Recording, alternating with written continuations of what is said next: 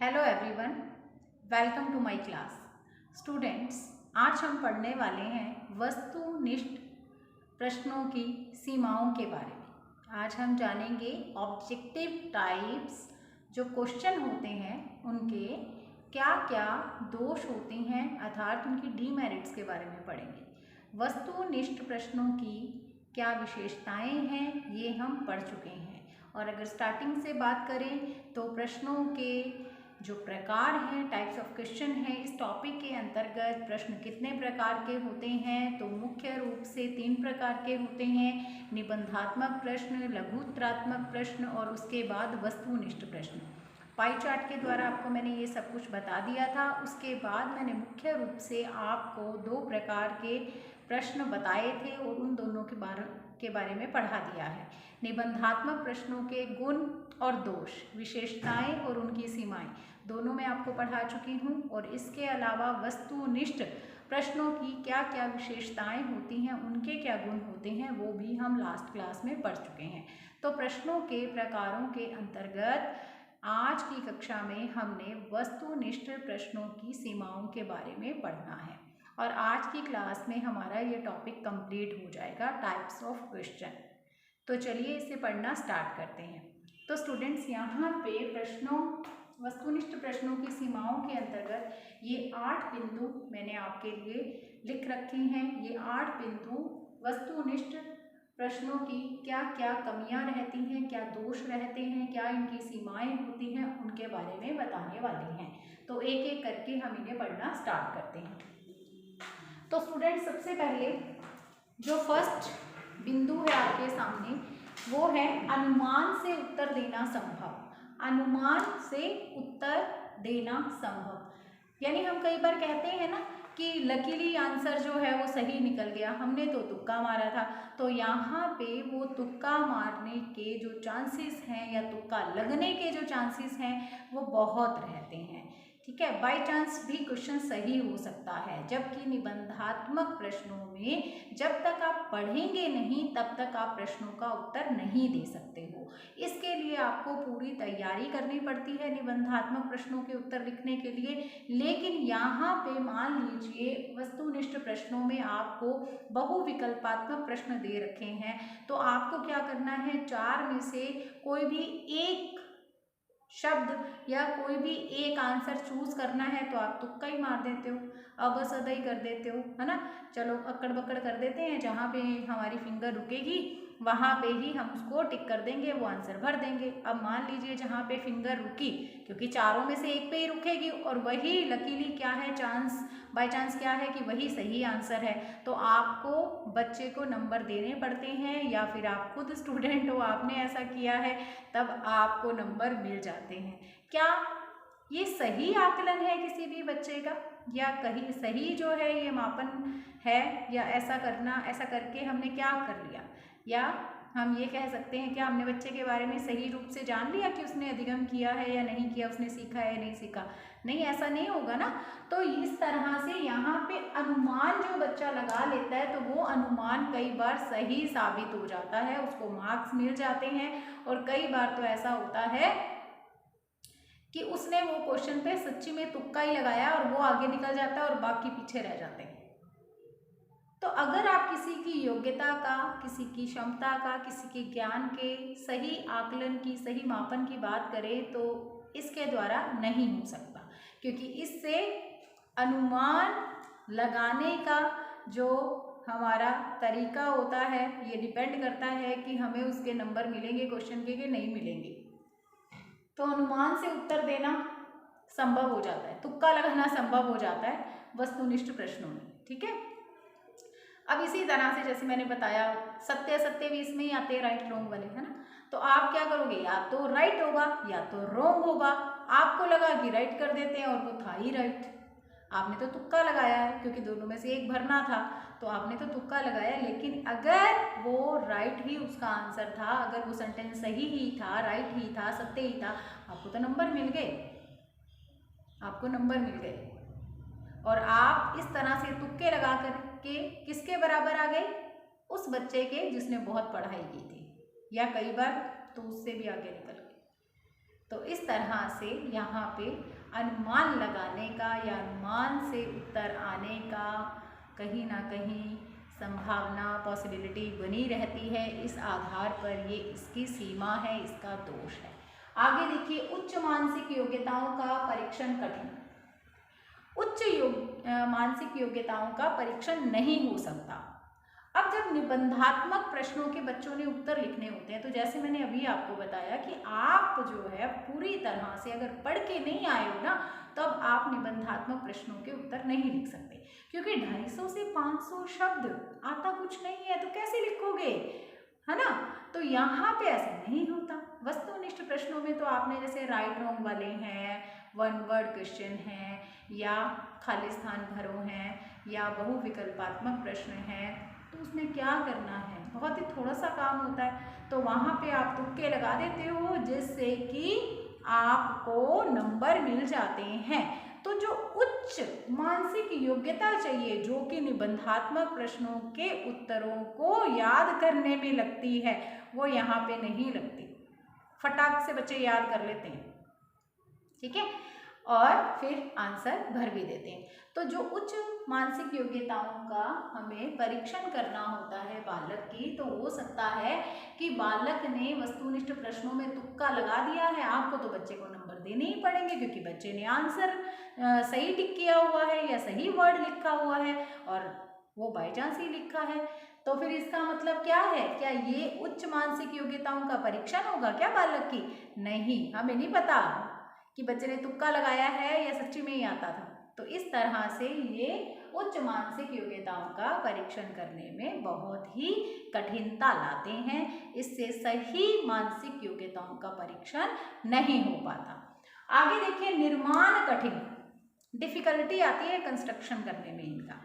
अब इसका उदाहरण मैंने आपको पहले भी दिया था। जैसे अब आप मान लीजिए किसी चैप्टर में से आपको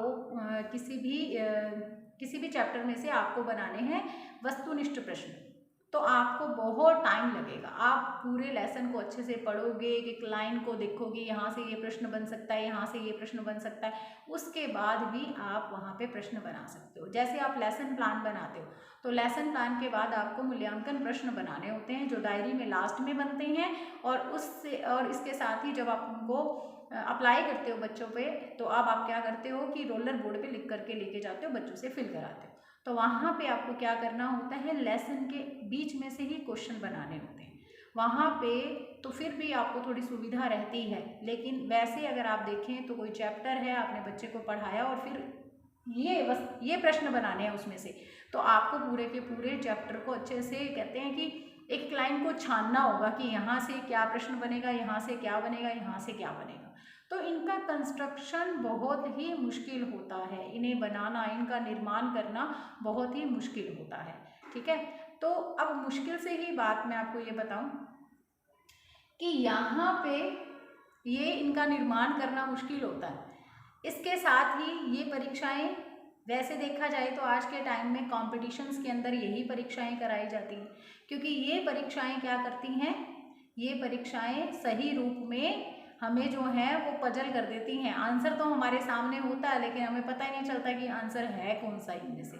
तो वस्तुनिष्ठ परीक्षाएं और वस्तुनिष्ठ प्रश्न वैसे अच्छे होते हैं, ये कमियां उनमें हैं, लेकिन अगर इन कमियों को दूर कर दिया जाए तो बहुत ही अच्छे से इन प्रश्नों को अप्लाई किया जा सकता है। इन प्रश्नों से या फिर इस परीक्षा से फ़ायदा लिया जा सकता है, बच्चों को फ़ायदा पहुँचाया जा सकता है।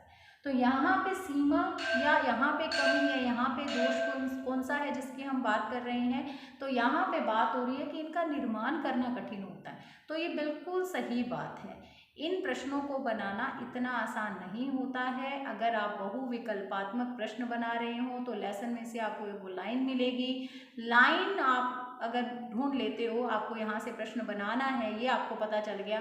अब आपने उसके सही आंसर के अलावा 3 गलत आंसर भी वहाँ पे डालने हैं, जो, और कैसे आंसर डालने हैं, ऐसे आंसर डालने हैं जो उससे मिलते जुलते हो, ताकि बच्चा क्या करे, अपनी तार्किक क्षमता का यूज़ करे। ऐसे नहीं कि 3 उससे वैसे ही नहीं रेलिवेंट हो रहे हो, तो बच्चे को वैसे ही लगेगा कि यही वाला ही इसका आंसर है, या फिर हमेशा क्या है, ए पे ही डाल दोगे। जो फर्स्ट वाला ऑप्शन है उसी में ही हमेशा आंसर है, तो बच्चा भी समझ जाएगा कि यही वाला आंसर। ऐसा नहीं, आपको भी अपनी तार्किक क्षमता का प्रयोग करना होगा, तभी आप ऐसे प्रश्नों का निर्माण कर पाएंगे जिनका उत्तर देते समय आपका स्टूडेंट अपनी तार्किक क्षमता का प्रयोग करे।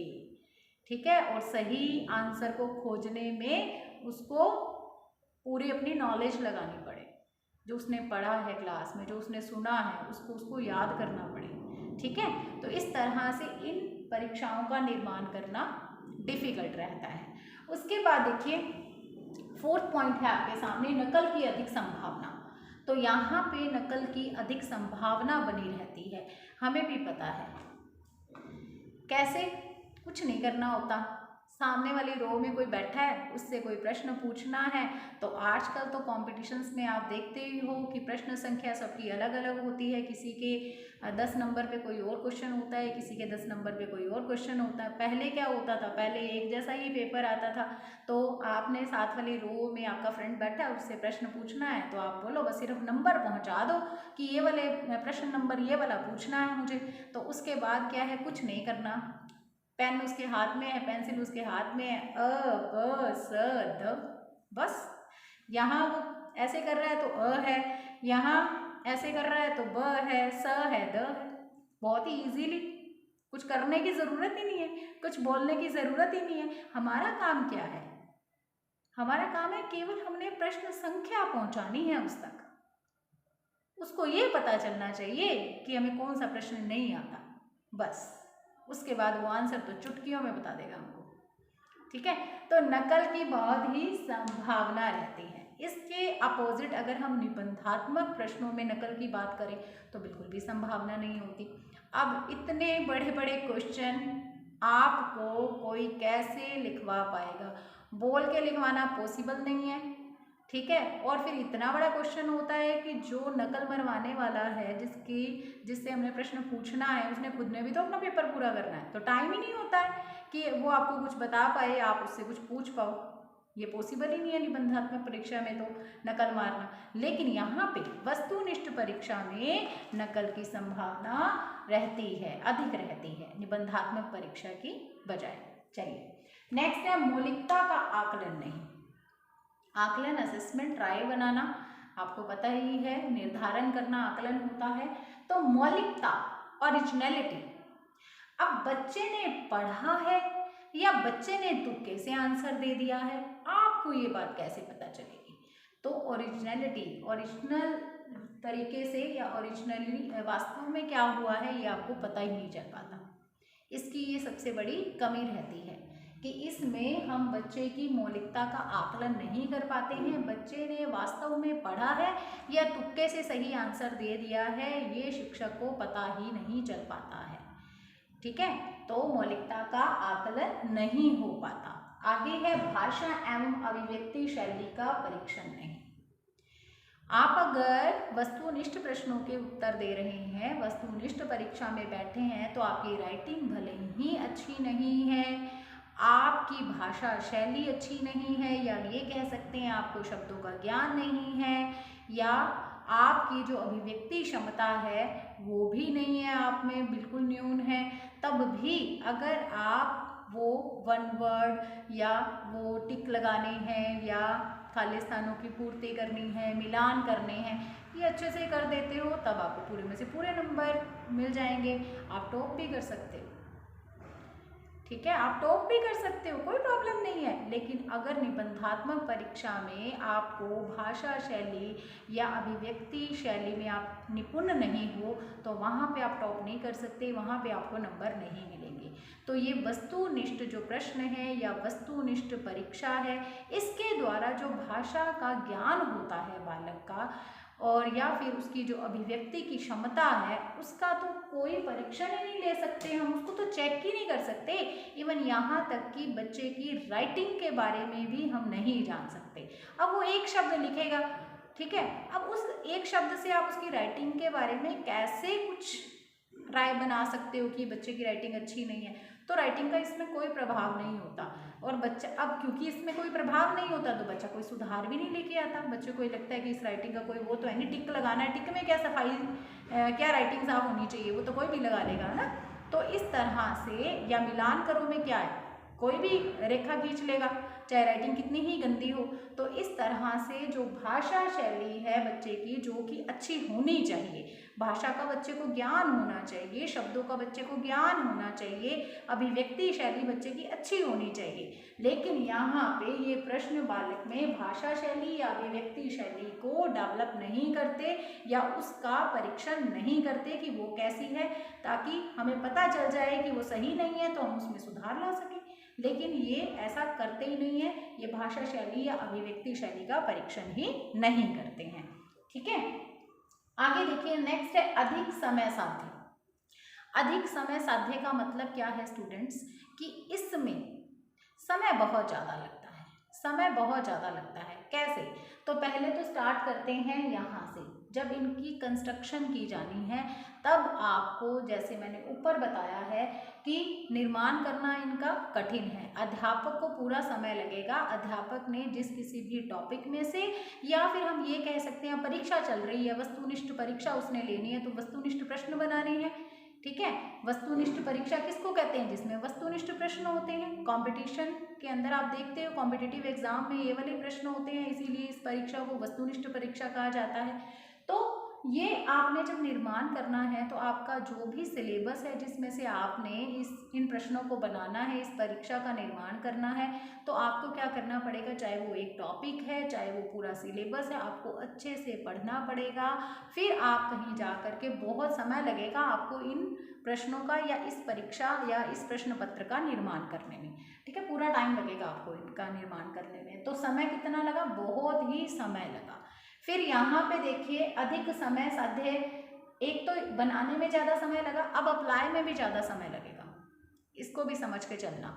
कैसे, आपको मैं बताती हूँ। इसमें क्या होता है कि वस्तुनिष्ठ जो प्रश्न होते हैं उनका अगर क्लासिफिकेशन करते हैं तो उनमें केवल ऑब्जेक्टिव टाइप क्वेश्चन ही नहीं आते हैं। ये बात आप अब तक तो जान ही चुके होंगे, क्योंकि पिछली 4-5 वीडियोस में हम यही बात कर रहे हैं, यही बात करते हैं हम कि जो ये वस्तुनिष्ठ प्रश्न होते हैं वो फिलिंग द ब्लैंक्स भी इसी में ही आते हैं, मिलान करो भी इसमें ही आते हैं, वर्गीकरण वाले भी इसी में ही आते हैं, बहुविकल्पात्मक भी इसमें आते हैं। तो इसमें क्या होता है, बच्चे को सभी तरह से पैटर्न को फॉलो करना पड़ता है। यहाँ पे आप जब ये वाले प्रश्न बनाते हो या ये परीक्षा बनाते हो तो वो परीक्षा अच्छी मानी जाती है। क्यों, क्योंकि इसमें ये सब कुछ आता है।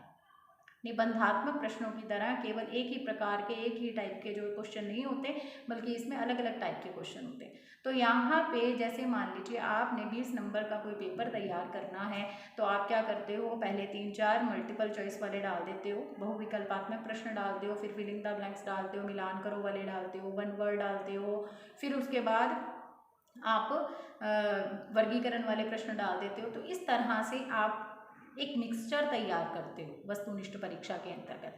तो यहाँ पे क्या रहता है, यहाँ पे बच्चे को एक पैटर्न से निकल करके दूसरे पैटर्न में जाना होता है। ठीक है, अब एक पैटर्न से निकलेगा, पहले मल्टीपल चॉइस वाले क्वेश्चन करेगा, फिर फिलिंग द ब्लैंक्स करेगा, फिर मिलान करो करेगा, सत्य असत्य करेगा, वन वर्ड करेगा, वर्गीकरण वाले करेगा। तो मतलब क्या, टाइम ज़्यादा लगेगा उसको। ठीक है, उसको टाइम ज़्यादा लगेगा। और यहाँ पे एक चीज़ मैं और बता दूँ कि 20 नंबर का ही अगर टेस्ट बनाना है आपने और आपने निबंधात्मक प्रश्न डालना है, तब आप क्या करते हो, निबंधात्मक परीक्षा लेनी है, निबंधात्मक टेस्ट लेना है बच्चे का, तब आप क्या करोगे, आप 10-10 नंबर के 2 क्वेश्चन डाल दोगे। ठीक है, आपका टाइम बच गया और बच्चे को भी पता है कि ये 2 क्वेश्चन ही लिखने हैं मैंने, तो बस वो उन 2 क्वेश्चन को लिख देगा। लेकिन यहाँ पे क्या लग रहा है, निर्माण करने में भी ज़्यादा समय लगेगा और इसके साथ ही बच्चे को आंसर देने में भी समय लगेगा। ठीक है, तो इस तरह से ये क्या है, अधिक समय साध्य है, इसमें समय ज़्यादा लगता है बजाय निबंधात्मक प्रश्नों के उत्तर लिखने में। चलिए, नेक्स्ट है प्रत्येक शिक्षक उपयोग में नहीं ला सकता।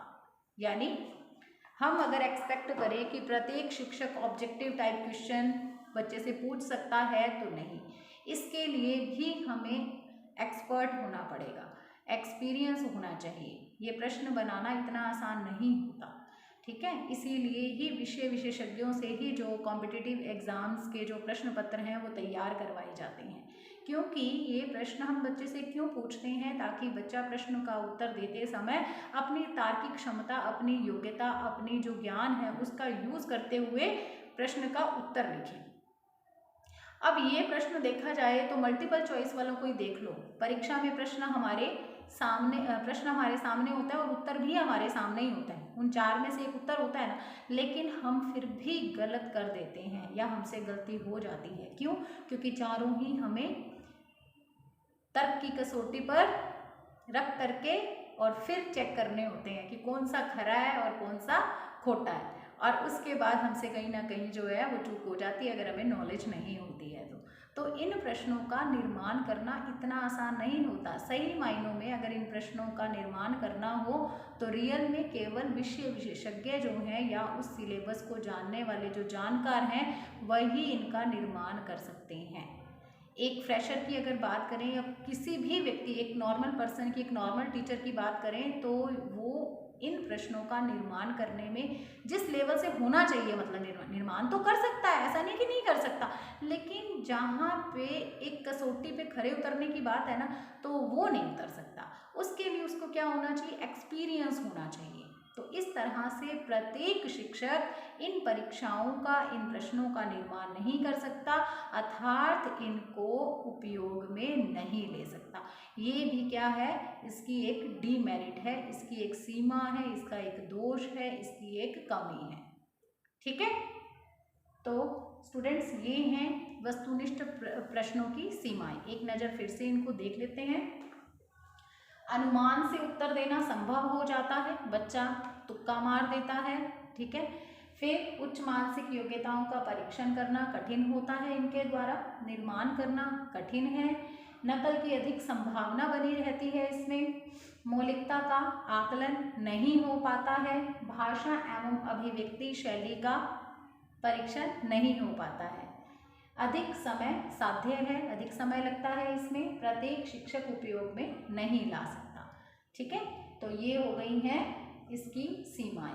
तो प्रश्नों के प्रकारों से संबंधित, टाइप्स ऑफ क्वेश्चन से संबंधित स्टूडेंट्स ये हमारी 5वीं वीडियो है, 5वीं क्लास है। ठीक है, अगर बाकी 4 क्लासेस, 4 वीडियो आपने नहीं देखी हैं तो आप उनको देख लेना, जिससे कि आपको ये टॉपिक अच्छे से समझ में आ जाएगा। चाहे आप किसी भी टीचिंग सब्जेक्ट के हैं, आप टीचर ही हैं या टीचर ही बनेंगे, तो प्रत्येक टीचर को, प्रत्येक शिक्षक को क्वेश्चंस किस किस टाइप के होते हैं या किस किस टाइप के क्वेश्चन शिक्षक को बनाने होते हैं ये पता होना चाहिए।